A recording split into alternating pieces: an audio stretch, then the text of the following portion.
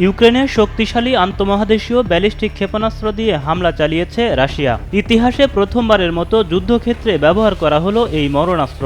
৫,৮০০ kilometre দূরের লক্ষ্যবস্তুতে নির্ভুলভাবে আঘাত আনতে সক্ষম এই অস্ত্র দিয়ে ইউক্রেনের পূর্বাঞ্চলীয় নিপ্রো শহরে হামলা চালিয়েছে মস্কো।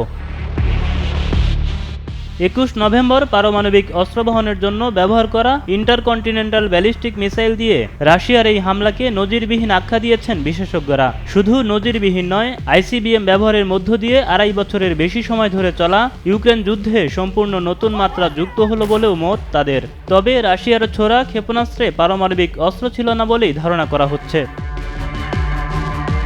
২০১২ সালে প্রথম RS-26 রুভেজ নামের এই ক্ষেপণাস্ত্র পরীক্ষামূলক উৎক্ষেপণ করে সফল হয় রাশিয়া। ৪০ ফুট উচ্চতা এবং ৩৬,০০০ কেজি ওজনের এই মরণঘাতী ক্ষেপণাস্ত্র ৮০০ কেজি ওজনের পারমাণবিক অস্ত্র বহনে সক্ষম।